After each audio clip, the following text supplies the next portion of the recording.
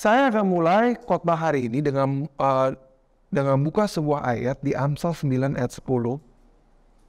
Ini adalah Ayub yang berapa minggu lalu Pastor Ayub itu pakai. Itu saudara. Ya. Permulaan hikmat adalah takut akan Tuhan. Dan mengenal yang Maha Kudus adalah pengertian. Permulaan hikmat adalah takut akan Tuhan. Dan mengenal yang Maha Kudus adalah pengertian. Ya. Seminggu yang lalu Pak Stef itu selalu menjawab khotbahin ke kita tentang respon kepada Roh Kudus, respon tentang Roh Kudus. Benar saudara? Ya, jadi khotbah hari ini adalah lanjutannya itu saudara. Permulaan hikmat adalah takut akan Tuhan dan mengenal yang Maha Kudus adalah pengertian saudara. Mengenal yang Maha Kudus. Dan saudara harus mengetahui yang kita menjalani ini bukanlah agama, tapi pengenalan yang namanya Yesus Kristus. Mengerti saudara? Pengenalan secara intim dalam hati kita. Saya mengenal Yesus Kristus, makanya di sini bilang mengenal yang Maha Kudus. Dan saudara, waktu saya baca ayat ini, saya ada sesuatu yang saya bingung saudara. Ya. Dari satu ayat ini ada satu kata yang membuat saya bingung sekali, yaitu takut. Saudara pernah baca ini nggak? Terus merasa ini bingung. Saya pernah nanya saudara, kenapa permulaan hikmat adalah takut akan Tuhan? Kenapa bukan sayang sama Tuhan? Saudara pernah pikir nggak itu? Kenapa harus pakai kata takut saudara?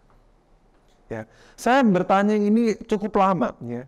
Dan kebanyakan orang bilang, oh maksud Tuhan hormat sama Tuhan. Maksud Tuhan hormat. Saya bilang kalau Tuhan mau kita hormat sama Dia, kenapa nggak ditulis saja hormat akan Tuhan? Tapi di sini dengan jelas bilang takut akan Tuhan, saudara. Benar nggak saudara? Ya, saya bertanya sama Tuhan, lalu Tuhan menjawab sama saya. Dia bilang begini, kamu bisa melihat dalam hidup kamu hal-hal apa yang paling penting dalam hidup kamu berdasarkan hal-hal apa saja yang kamu takuti. Saya ulangin lagi saudara. Kamu bisa melihat hal apa yang kamu pentingin, hal apa yang menjadi Tuhan di atas hidup kamu berdasarkan hal apa yang membuat kamu takut. Kalau saya paling pentingin uang dalam hidup saya akan takut kehilangan uang dalam hidup saya. Kalau saya takut kehilangan pacar saya dalam hidup saya. Kalau saya paling pentingin pacar saya dalam hidup saya akan paling takut kehilangan pacar saya. Kalau saya paling takut kehilangan masa depan saya, artinya itu adalah prioritas saya. Apa tuh takut akan Tuhan, saudara? Ya. Kalau segala hal dalam hidup saya keluarin, saya hilangin, saudara. Hal yang paling penting dalam hidup kamu tuh apa sih? Hal apa sih, saudara, dalam hidup kalian, saudara, yang kalian paling takut itu, saudara? Buat saya paling takut kehilangan hadirat Tuhan. Bukan uang, bukan masa depan, bukan pacar yang baik, bukan suami atau istri yang terbaik, bukan soal uang, bukan itu sana sini, tapi kehilangan hadirat Tuhan, saudara. Itu yang paling penting buat saya.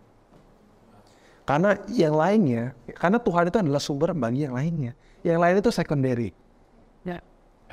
Amin, saudara. Hilangin yang unnecessary, yang necessary jadi jelas. Yang penting jadi jelas, saudara. Takut akan Allah adalah permulaan hikmat. Dalam kata lain, kalau prioritas dan nomor satu saya adalah kasih saya terhadap Tuhan, ya saudara, semua itu hikmat akan datang. Itu hikmat akan datang semua saudara. Amin saudara. Ya, dan selanjutnya mengenal yang Maha Kudus adalah pengertian.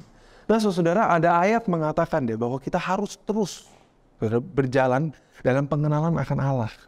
Benar? Ya, increase our knowledge in Christ. Memperbesar pengenalan kita akan Allah saudara. Ya, jadi kita bukan hanya saudara begitu kita diselamatkan, oh let's stop there, kita datang ke gereja terus, itu menjadi sebuah rutinitas saja.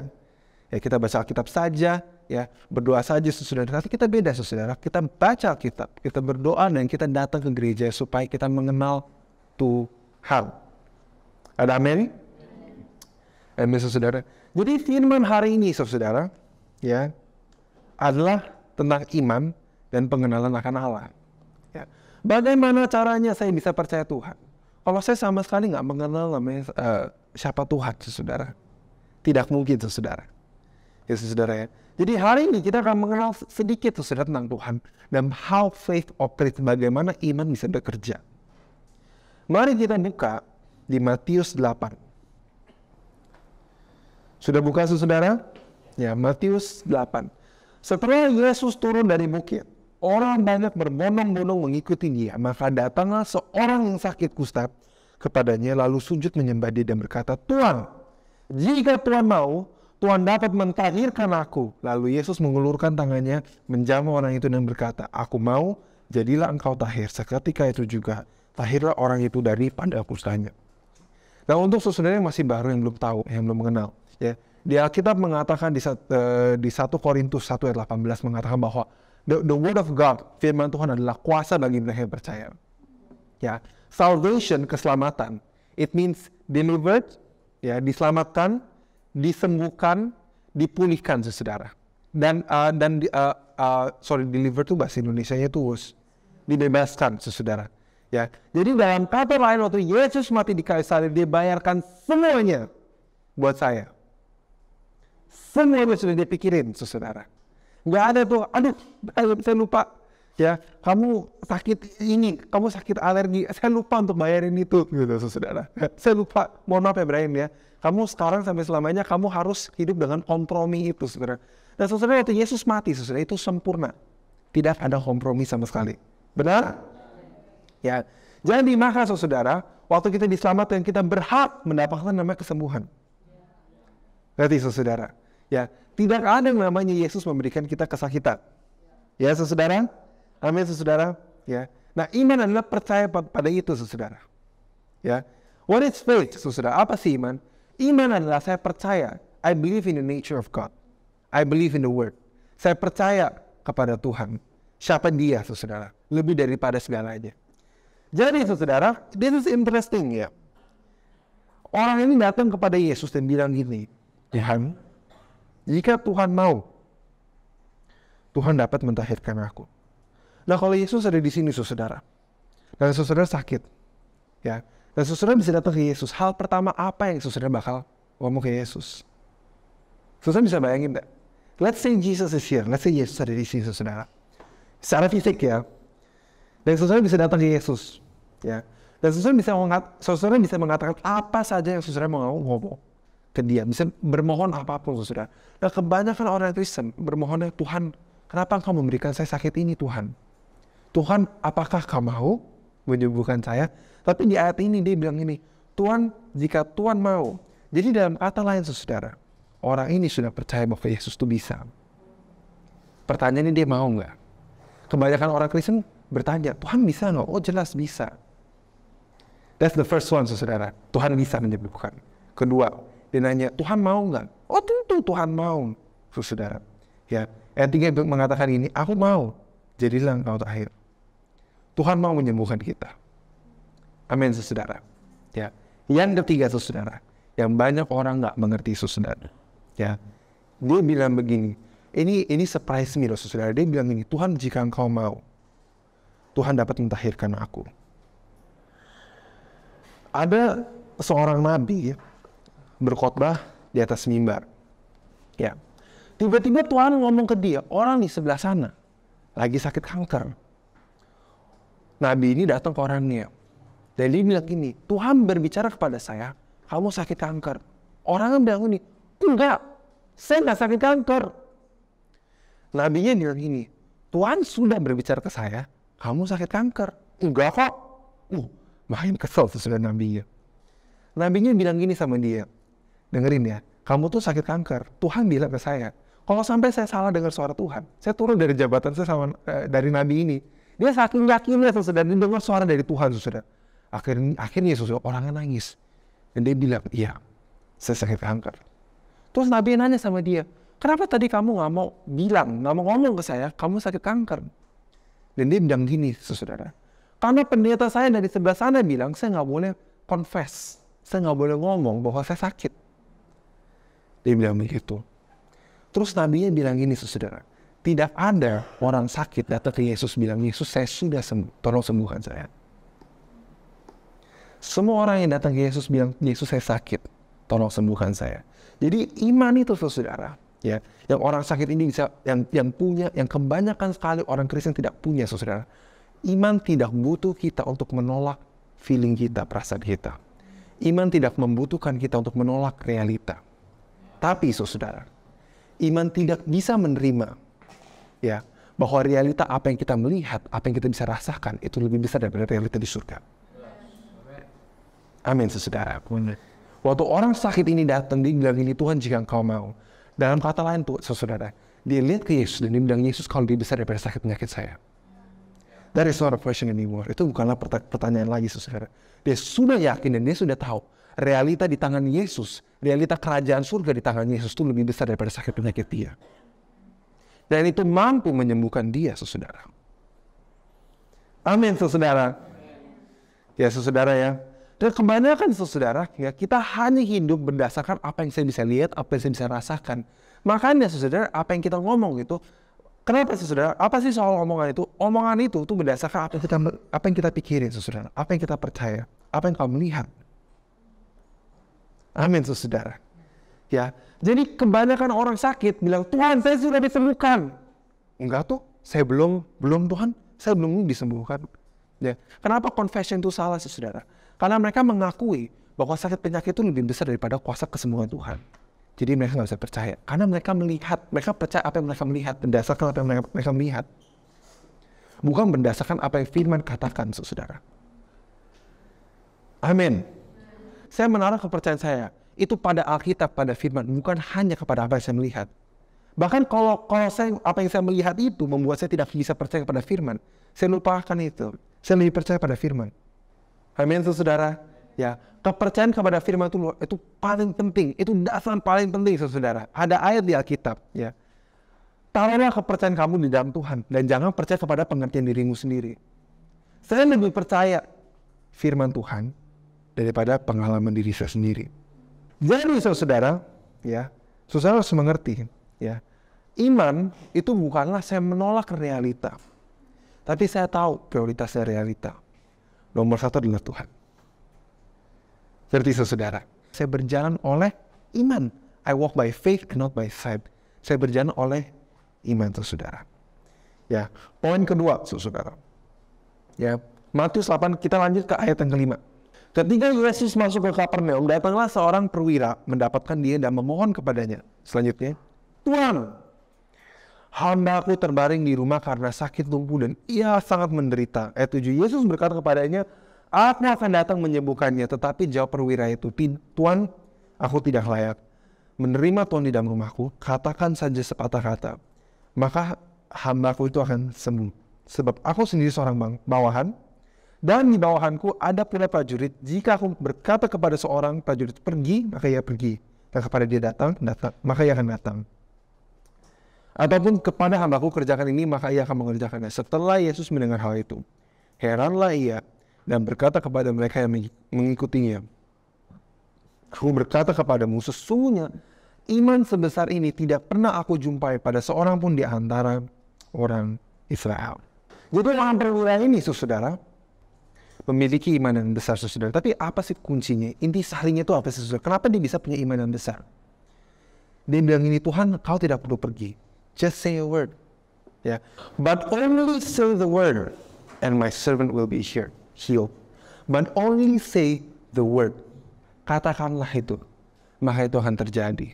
Terlalu sering kali, saudara, ya, kita tuh tidak submit under the word of God. Kita tuh tidak submissive, saudara. Kita tidak mengikuti apa yang firman Tuhan katakan. Kalau firman Tuhan mengatakan, jangan takut, saya ada di sini. Jangan takut, Tuhan ada di sini. Musa datang ke Tuhan, ya kan? Dia mau ngelewatin, nyebrangin air merah. Ya. Tapi di situ pun dia tetap takut, saudara. Nah, saudara tahu ya, saudara ya. Ada dua hal dalam hidupnya kita, yaitu manusia roh sama manusia fisik, tubuh, saudara. Ini dua dunia yang selalu clash. Bener? Dua dunia yang satu clash. Ya. Di hidupnya Musa, saudara, masalah itu timbul terus.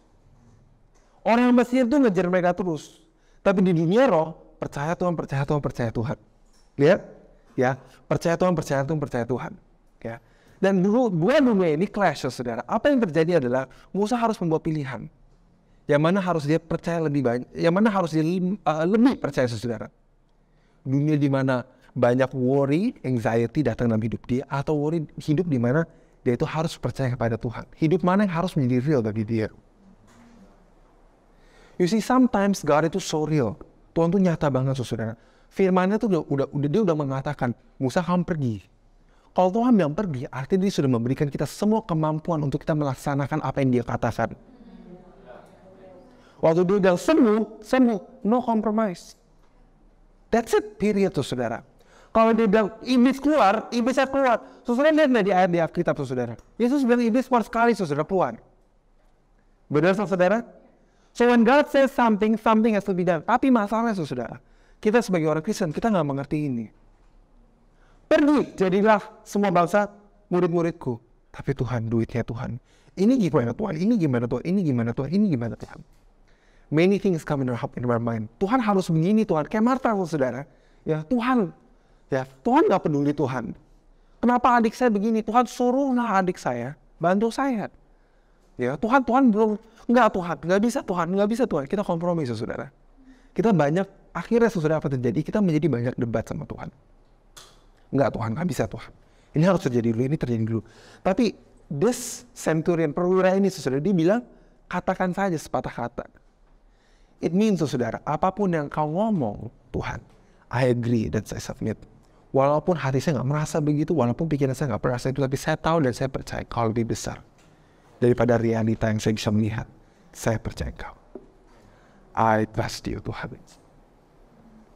Jadi waktu orang ini ngomong, waktu Tuhan ngomong gini, saudara, ya, iman adalah saya percaya dan saya nurut kepada apa yang dia ngomong, saudara. Dan kepada apa yang dia ngomong, itu saya percaya apa yang dia ngomong itu memiliki otoritas lebih besar daripada apa yang saya bisa melihat. Apa yang dia ngomong itu punya otoritas lebih besar daripada situasi dan circumstance saya. Amin, saudara. Ya. Nah, saudara, kita lanjut, saudara. Ya, dari yang poin ini kita akan lanjut, saudara, ke Matius 8 ayat 23. Nah, ini adalah kejadian selanjutnya, saudara. Ya, yang 23. Ini adalah kejadian selanjutnya, saudara, dari ayat sebelumnya. Lalu Yesus naik ke dalam perahu dan murid-muridnya pun mengikutinya. Next.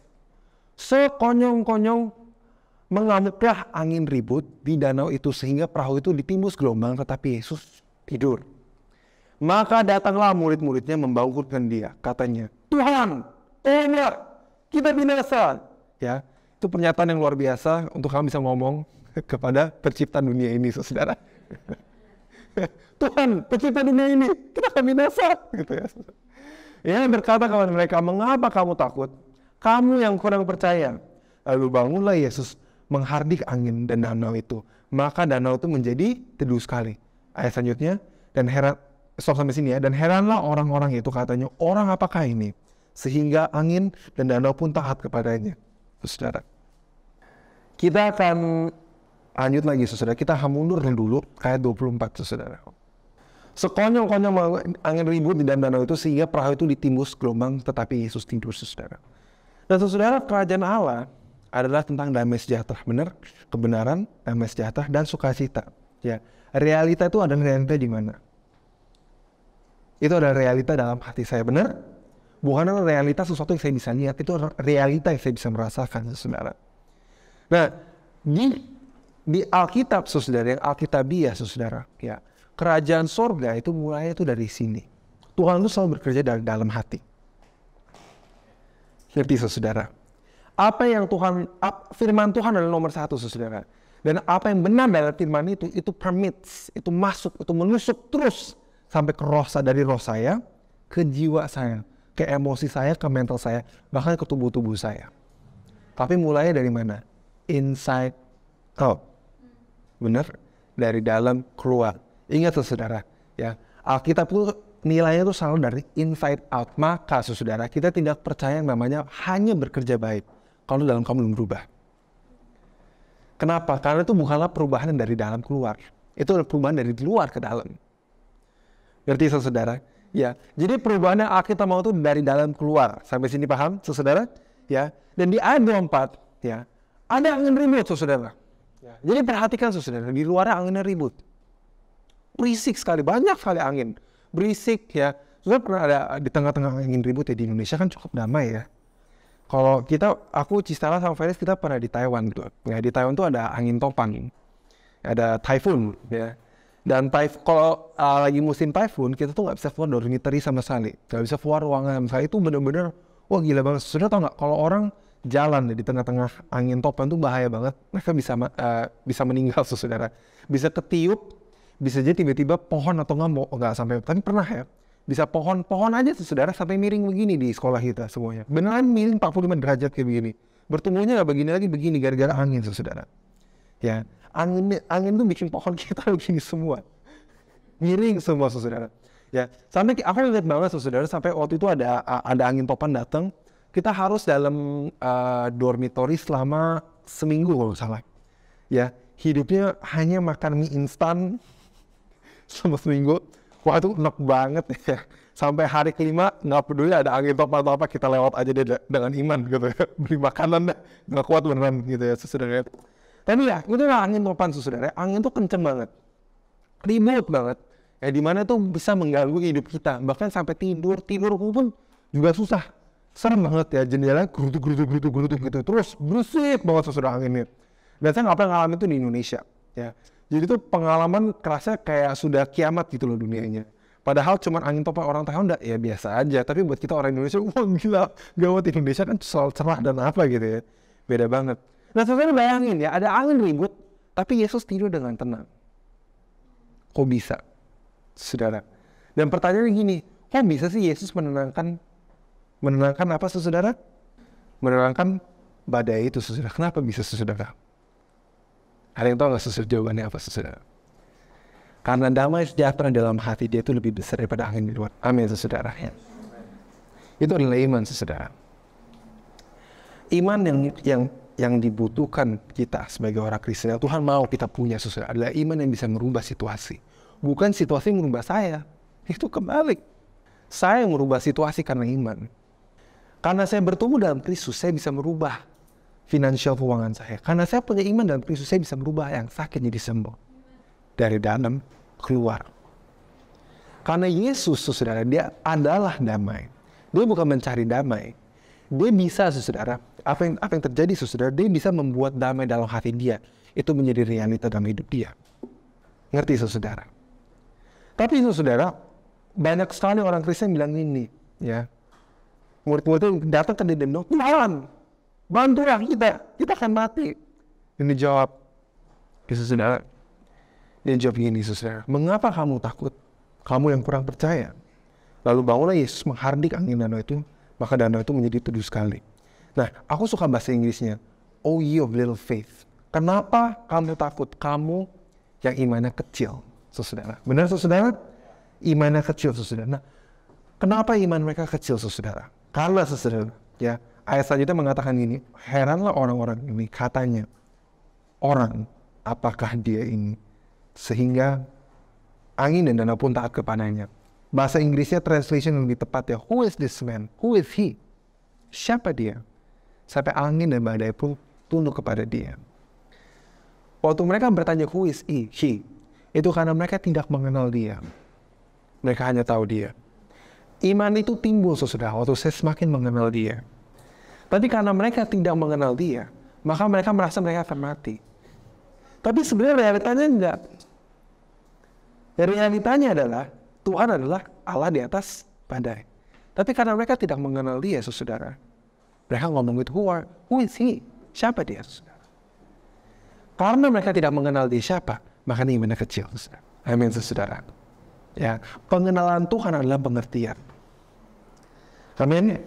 Ya, kita lanjut lagi, saudara. Ya, lanjut lagi. Ini kejadian yang mirip-mirip juga, saudara. Kita bukan di Matius 44. Ayat 22. Nah, ini Yesus berjalan di atas air. Ingat, saudara, minggu lalu kalau salah pas Steph khotbahnya, saudara, ya. Dan ini adalah suatu kejadian 7 pasal sehabis kejadian badai yang tadi. Sesudah itu Yesus segera memerintahkan murid-muridnya naik ke perahu dan mendahulinya ke seberangnya. Sementara itu ia menyuruh orang banyak pulang. Dan setelah orang banyak itu disuruhnya pulang, Yesus naik ke atas bukit. Oke, ayat 24. Perahu murid-muridnya sudah berapa mil jauhnya dari pantai dan diombang-ambingkan gelombang karena angin sakal. Kira-kira jam 3 malam datanglah Yesus kepada mereka berjalan di atas air. Ketika murid-muridnya melihat dia berjalan di atas air, mereka terkejut dan berseru, "Itu hantu!" lalu berteriak-teriak karena takut. Tetapi segera Yesus berkata kepada mereka, tenanglah, aku ini, jangan takut. Tenanglah, aku ini, jangan takut. Saudara tahu nggak? Saya berhenti dulu di sini ya. Saya mau namain beberapa poin. Saudara tahu nggak? Bagaimana saya bisa tahu saya belum punya ketuhanan yang kuat dalam hati saya? Ya, di mana hidup saya ada rasa takut. Di situ Tuhan menjadi Tuhan di atas hidup saya. Fear is the absence of the presence of God. Rasa takut adalah ketidakadaan hadirat Tuhan dalam hidup saya di bagian situ. Alkitab tidak ada satu ayat itu mengatakan kamu harus cemas, kamu harus takut. Tidak ada. Kadang-kadang kita associate worry with responsibility. Karena saya sebagai orang yang punya responsibility, karena saya orang yang punya tanggung jawab, maka saya sering cemas soal duit. Karena itu tanggung jawab. Oh enggak ada loh ayat mengatakan karena kamu bertanggung jawab soal duit, maka kamu harus cemas. Nggak ada satu ayat pun mengatakan bahwa kita harus cemas. Nggak ada, saudara. Ya. Tetapi saudara, ya, untuk saya bilang kamu jangan takut, kamu jangan takut, kamu jangan takut adalah sesuatu yang konyol juga. Karena fear is not something we can control. Tapi tahu nggak saudara, di Alkitab selalu mengatakan, kalau saudara perhatiin ya, setiap ayat yang Tuhan mengatakan gini, jangan takut. Itu karena ada alasan yang baik sekali kenapa kamu jangan takut. Dia selanjutnya mengatakan ini, aku ini, because I am here. Kalau saudara buka saudara cari aja di ayatnya, jangan sekarang ya. Saudara cari deh, di semua ayat di Alkitab, every verse, setiap ayat saudara, di mana ada ayat jangan takut, selanjutnya selalu mengatakan karena saya di sini. Jangan takut karena saya di sini. Ya, don't be anxious and worry about anything. Jangan cemas tentang apapun, tapi selalu bersuka cita in supplication, in prayer. Lihatlah saudara, rasa takut saya itu harus saya lawan dengan firman Tuhan, dengan hadirat Tuhan dalam hidup saya. Tiap kali saya takut, saya tahu itu adalah bagian hidup saya butuh lepasin. I need to surrender ke Tuhan, saudara. Ya, dia bilang ini, tenanglah, aku ini, jangan takut. Lalu Petrus berseru dan menjawab dia, Tuhan, apabila engkau ini, ya akan itu, suruhnya aku datang kepadamu berjalan di atas air. Dan tadi mereka bilang hantu. Terus Tuhan bilang ini saya. Terus Petrus bilang ini, Tuhan kalau itu engkau, suruh aku berjalan. Ya, saudara. Terus Tuhan bilang ini, datanglah. Maka Petrus turun dari perahu dan berjalan di atas air mendapatkan Yesus. Ini my own theory ya saudara. Kok bisa sih Petrus berjalan gitu saudara? Waktu Yesus bilang datang saudara. Karena dia sering dengar firman Tuhan. Dia sering mendengar suara Tuhan saudara. Jadi dia tahu Tuhan suaranya kayak apa saudara. Saya nanya sama Pastor Ayub kok Pastor Ayub bisa bedain dan bisa tahu yang mana tuh suara Tuhan, yang mana tuh suara emosi Pastor sendiri, yang mana tuh suara pikiran saya sendiri. Terus Pastor Ayub tuh jawabnya begini, kamu tahu dari mana tuh suara papa kamu? Atau orang coba ngikutin suara papa kamu? Ya karena saya hidup dan tinggal sama dia selama 25 tahun deh Pastor, gimana saya nggak bisa tahu? Ya sama. Dia bilang, saya sering dengar suara Tuhan dan saya sering ngikutin, obey. Saudara. Ya. Jadi waktu Tuhan bilang datanglah, apa yang Petrus lakukan? Next. Maka Petrus turun dari perahu dan berjalan di atas air mendapatkan Yesus. Dia langsung he did with Jesus. Dan dia berjalan di atas air. Wow, a miracle happened, saudara. Dan ini butuh iman. Dia percaya sama Tuhan, saudara. Kita lanjut ke ayat selanjutnya, saudara, 30. Tetapi, ketika dirasanya tiupan angin, takutlah ia. Dan mulai tenggelam, lalu berteriak, Tuhan, tolonglah aku. Ayat 31. Segera Yesus mengulurkan tangannya, memegang dia dan berkata, hai orang yang kurang percaya, mengapa engkau bimbang? Ayat 30, ya. Tapi ketika dirasanya tiupan angin, takutlah ia dan mulai tenggelam, lalu berteriak, Tuhan, tolonglah aku. Nah saudara, saya mau nanya saudara, ini Petrus berjalan di atas air. Yang mana yang lebih dahsyat dan yang mana yang lebih luar biasa? Petrus berjalan di atas air atau badainya?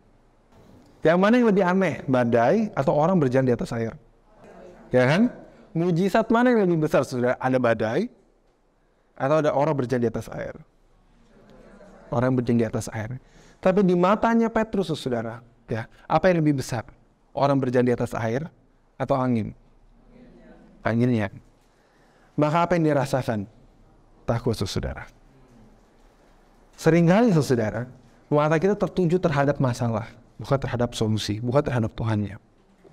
Makanya apa yang kita rasakan adalah takut, cemas, saudara. Saudara tahu nggak, saudara? Ya, mujizat dan iman itu is two ways.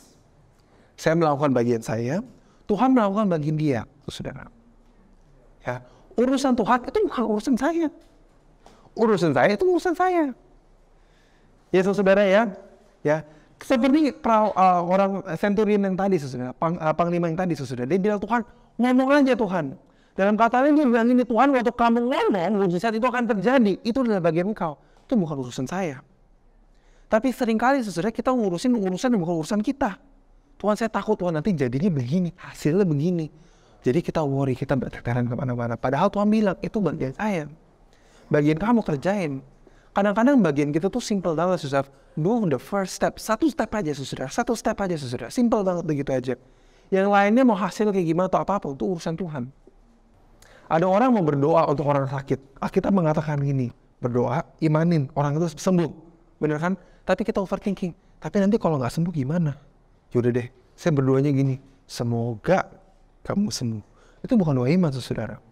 Karena kita mengatakan doain dia sampai dia sembuh, benar? Bagian kita adalah kita berdoa dan kita mengatakan dia sembuh. Soal dia nggak sembuh, itu urusan Tuhan.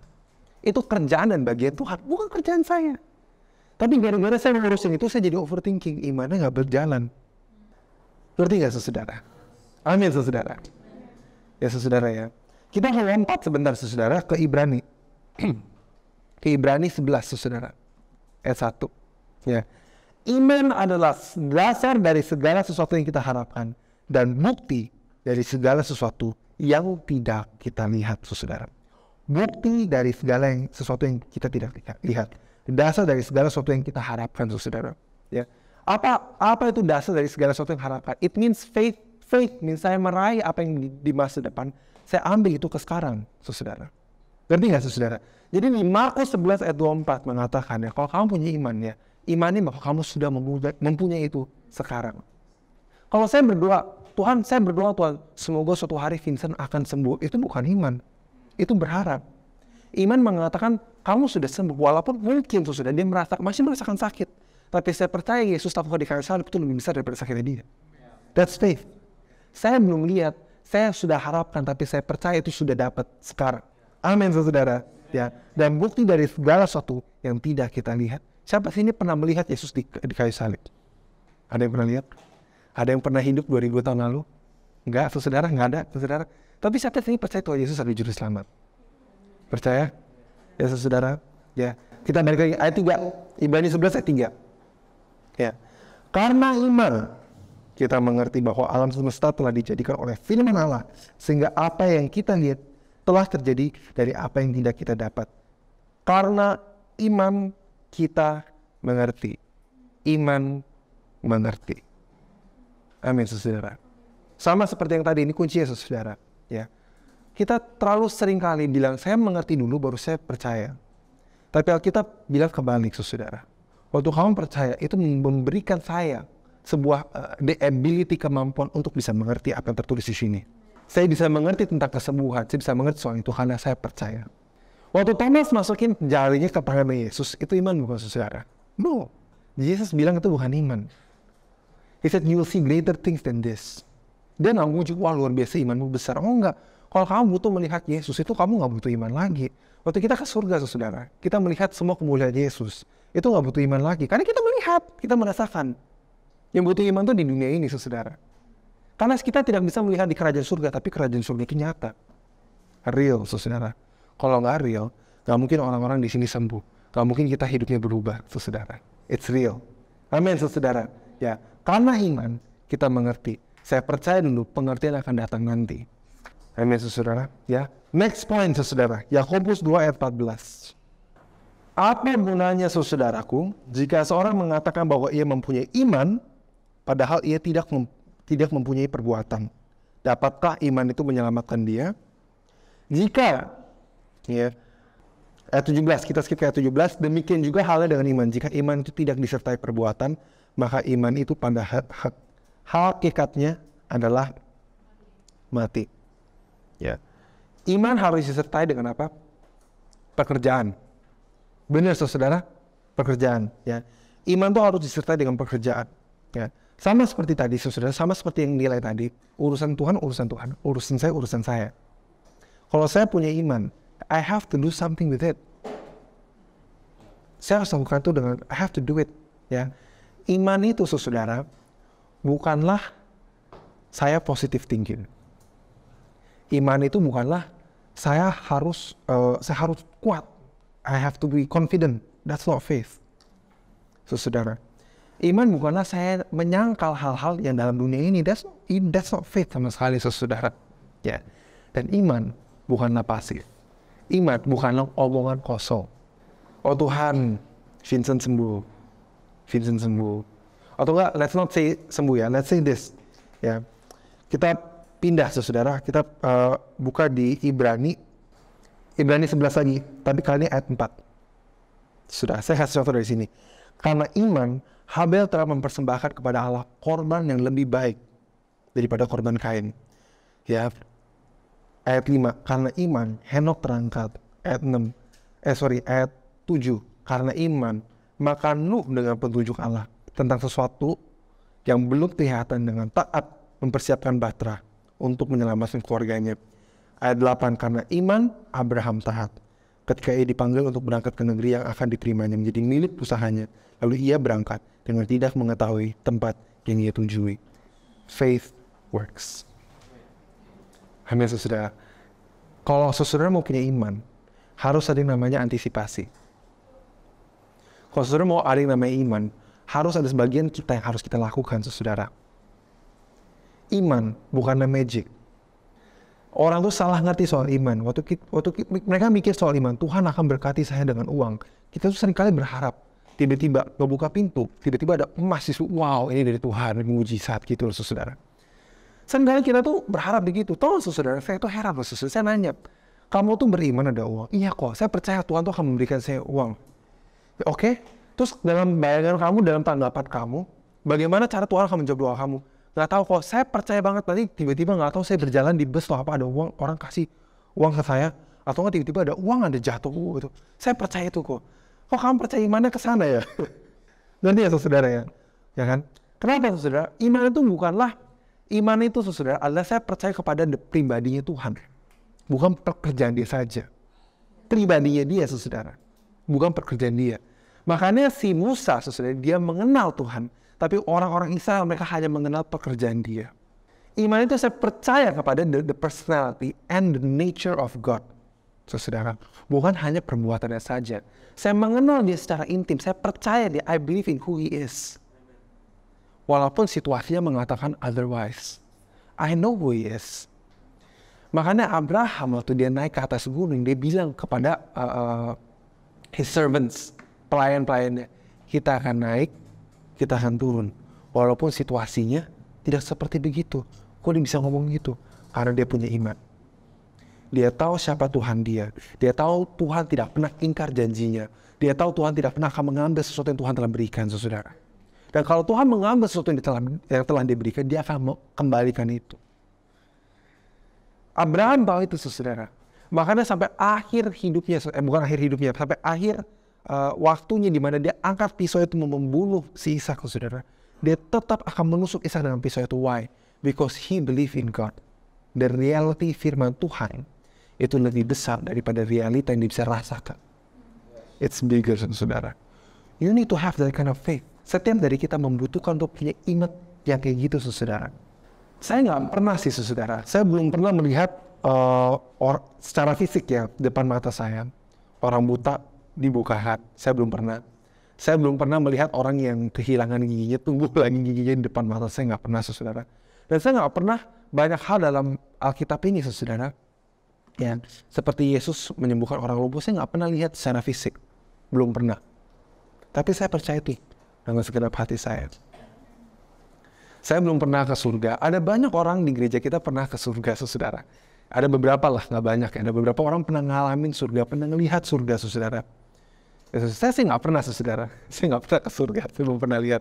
Tapi saya percaya itu. Saya percaya akan kebaikan Tuhan. Saya percaya apa yang Alkitab katakan soal segala hal dan dunia. Walaupun saya belum pernah ngalamin itu, saudara. Saya percaya itu, saudara. Dan saya tidak membiarkan pengalaman saya mendikte pengertian saya soal firman Tuhan. Saya membiarkan firman Tuhan mendikte hidup saya. Saya tidak membiarkan realita yang lebih kecil mendikte realita yang lebih besar. Saya percaya Tuhan. Saudara percaya Tuhan? Amin, saudara. Ya. Dan iman ini adalah sesuatu yang kita butuh latih setiap hari. Setuju? Makanya kita butuh baca Alkitab. Kita butuh mendengarkan, kita butuh berdoa, saudara. Kita butuh bahasa roh, saudara. Gimana caranya, saudara? Ya, saya bilang saya orang Kristen, tapi saya nggak kenal. Saya nggak kenal Tuhan. Gimana caranya? Gitu loh, saudara. Gimana caranya saya bilang saya anaknya Pak Stefanus, tapi saya nggak kenal dia. Apa yang terjadi, hubungan kita hanya menjadi status saja. Bukanlah sebuah hubungan. Menjadi sebuah role, bukan menjadi sebuah fungsi, saudara. Karena saya tahu dia bapak saya, tapi Papa suka makan apa, Ken? Saya nggak tahu. Papa tuh paling kesel tuh kalau dia ngapain? Saya nggak tahu. Papa tuh paling senang kalau dia apain? Saya nggak tahu. Saya nggak kenal Papa saya. Saudara. Saya cuma datang ke Papa, saya lapar, Pak. Saya butuh makanan, Pak. Tolong, Pak. Itu namanya bukan hubungan, saudara. Tapi kebanyakan orang Kristen kayak gitu, saudara. Dan banyak orang Kristen seperti murid-murid Yesus, saudara. Mereka hanya datang ke Tuhan di tengah-tengah masalah. Karena seringkali, saudara, kita menganggap Tuhan sebagai one-stop solution for a problem. Satu stop solusi, saudara. Tuhan, saya punya masalah, Tuhan. Ada badai besar banget, saudara. Ada badai. Nah, kita seperti murid-muridnya Tuhan. Tuhan nggak peduli ya, saya punya masalah ini, saudara. And tolong, saudara, seringkali, saudara, rasanya seolah-olah Tuhan tuh nggak menjawab doanya kita. And then we start to leave God. Kenapa, saudara? Karena saya melihat Tuhan bukan sebagai someone, aku harus bangun hubungan itu, saudara. I see God as a one-stop solution. One-stop solution. What is one-stop solution? Kalau Tuhan nggak menjawab doa saya, manggeslah. Padahal situasi dan hubungan saya sama Tuhan itu gak ada hubungannya sama sekali. Ngerti gak, saudara? Hey, jangan bawa badai di luar kepada hidupnya kamu. Itu sangat bodoh, saudara. Ya, kalau misalnya suami istri, misalnya contohnya di kerjaan dapat have a bad day lah. Susah banget, pokoknya dimarahin bos sana sini, ya. Dia kesel, dia pulang, ya. Dia bentakin dan dia keluarin semua marahnya ke istrinya. Itu bodoh banget, saudara. Pekerjaan masalah di kantor sama hubungan kamu sama istri kamu di rumah itu nggak ada hubungannya. Kenapa kamu harus masukin masalah itu ke dalam rumah? Ngerti nggak, saudara? Kenapa harus saya membuat masalah yang di luar ini merusak segalanya di dalam? Padahal hubungan saya sama Tuhan sama saya cuma di hubungannya. So kita harus berhenti, saudara, melihat Tuhan itu sebagai seperti Om Salim ngomong, sebuah tempat pembensin, tempat entertainment. Tempat satu stop di mana, oh Tuhan, give me the answer. I know, saya tahu Tuhan itu memberikan semua solusi bagi masalah kita, saudara. Tapi He's not just a one-stop solution. He's a person, saudara. Dia adalah seorang pribadi yang saya harus mengenal secara intim. Dari situ, iman saya baru bisa bertumbuh. Hanya dari situ, iman saya bisa bertumbuh, saudara. Ya, saudara. Ya. Karena waktu saya mengenal dia secara pribadi, saudara, saya mulai mengenal, saudara. Saya mulai belajar, saudara. Sama seperti yang Yesus ngomong ke murid-muridnya, saudara. Bahwa seringkali, saudara, kita tuh berdoa seperti murid-murid Yesus. Jesus, tolong, please come, invade my problem. Tolong Tuhan masuk dalam masalah saya. Benar? God, please fix my problem. Tuhan, please change my problem. Padahal seringkali yang Tuhan mau lakukan adalah dia mau merubah isi hati kita. Not fix your problem dulu. Bukan selesain masalah kamu di luar dulu. Masalah isi hati kamu dulu, saudara. Kan nilainya dari dalam keluar, bukan dari luar ke dalam. Aduh Tuhan, Brian kecewain saya, Tuhan. Tolong rubah Brian, Tuhan. Brian itu jahat banget. Tuhan, papa mama saya begini. Tuhan, masalah di rumah saya itu begini, saudara. Tahu nggak, saudara, di Taiwan, saudara, ya. Saya tuh nggak pernah ngajarin ke anak-anak, kamu berdoa supaya rumah kamu tuh berubah. Saya nggak pernah bilang gitu. Supaya Tuhan tuh merubah rumah kamu, supaya semakin nyaman, gampang buat kamu. Saya nggak pernah menyuruh mereka begitu. Saya selalu bilang begini, biarkan Tuhan. Selalu berdoa, Tuhan biarkan saya melewati situasi ini bersama dengan kamu. Kenapa? Supaya firman engkau merubah isi hati saya. Saya selalu bilang itu. Supaya saya bisa mengenal suara engkau di tengah badai ini. I need to recognize your voice in the storm. Kenapa, saudara? Because we are trained. Kita mau dilatih, saudara. Di setiap badai dalam hidup kita cepat dengar suara Tuhan. Kita tahu solusi apa, cepat, saudara. Bukan kayak orang Kristen linglung. Aduh, gimana ini masalah sana sini, pusing ke sana sini, saudara. Tahu, saudara, hasilnya apa, saudara, di Taiwan, saudara? Ya. over 80% saudara, lebih dari 80% anak-anaknya saudara, ya, yang dari Taiwan saudara, itu orang tuanya dijamah sama Tuhan di gereja ini. More than 80%. Padahal saudara sebelumnya, saudara tahu Iren ya saudara, ini sebuah cerita yang sangat membangunkan aku saudara. Selama kita di Taiwan, Cisela sama Felix kayaknya juga tahu ya. Aku banyak banget saudara dapat telepon, dapat chat dari orang tua sana. Kamu gereja sesat ya? Gitu ya. Karena saya pastor di sana, saya umur 21 tahun. Jadi orang nanya, kamu pastor dari mana? Kamu sekolah teologi di mana? Gitu ya. Ini jangan-jangan gereja sesat. Saya ingat ada satu jemaat namanya Irem, kalau saudara kenal. Papahnya bilang gini, kamu jangan sekali-sekali dibaptis di gereja ini. Ya, kamu jangan sekali-sekali dibaptis di gereja ini. 1 atau 2 tahun kemudian papanya sendiri dibaptis di gereja kita. Dan saya nggak menyuruh, Udan kamu harus mengubah papa kamu. Saya nggak pernah nyuruh gitu. Saya nggak pernah nyuruh jemaat saya di Taiwan, kamu rubah keluarga kamu. Pertama kamu rubah diri kamu sendiri. Baru kamu tahu punya hikmatnya bagaimana bisa merubah situasi dan atmosfer di keluarga kamu. Tapi rubah dulu dalam hati kamu. Inside out. Amin saudara. Ya. Dari dalam sampai luar. Saudara. Ya. Waktu Tuhan merubah isi hatinya saya. Apa yang terjadi adalah saya bisa merasakan dan saya bisa melihat realita yang dalam alam rohani lebih daripada alam fisik saudara. Faith is agreement. Iman adalah saya setuju sama Tuhan. Iman adalah saya berserah sama Tuhan, bukan menyerah ya saudara. Beda. Ya. Saya bisa berserah sama Tuhan karena saya nurut dulu sama Dia. Saya bisa nurut sama Dia because I trust Him. Saya bisa trust Him ya because I love Him. Karena saya mengasihi Dia. Lihat sequence-nya, saudara. That's how you build a life of faith. Itu caranya saya membangun hidup dengan iman, saudara. Saya akan tutup jalan Matius 9 ayat 20. Pada waktu itu seorang perempuan yang sudah 12 tahun lamanya menderita pendarahan maju mendekati Yesus dari belakang dan menjamah jumbai jubahnya. Karena katanya dalam hatinya, asal ku jamah saja jubahnya, aku akan sembuh. Tetapi Yesus berpaling dan memandang dia serta berkata, teguhkan hatimu hai anakku, imanmu telah menyelamatkan engkau. Maka sejak saat itu, sembuhlah perempuan itu. Imanmu telah menyelamatkan engkau. How much kamu mengalami Tuhan is dependent upon your faith on God and His nature. Berapa banyak kamu ngalamin Tuhan, saudara, itu seberapa banyak kamu terbuka sama Tuhan, berapa banyak kamu percaya sama Tuhan, berapa banyak kamu ngalamin Tuhan. That's how much kamu akan mengalami Tuhan dalam hidup ini, saudara. And that's how much you can give. Itu adalah berapa banyak kamu bisa memberikan, saudara. Wanita ini punya penyakit, saudara. Yesus tidak tumpang tangan, dia tidak menyembuh, tapi dia adalah sumber kesembuhan, saudara. Wanita ini hanya memegang jubah Yesus, and she got healed. Dia sembuh. Kuncinya di Alkitab adalah imanmu telah menyelamatkan kamu.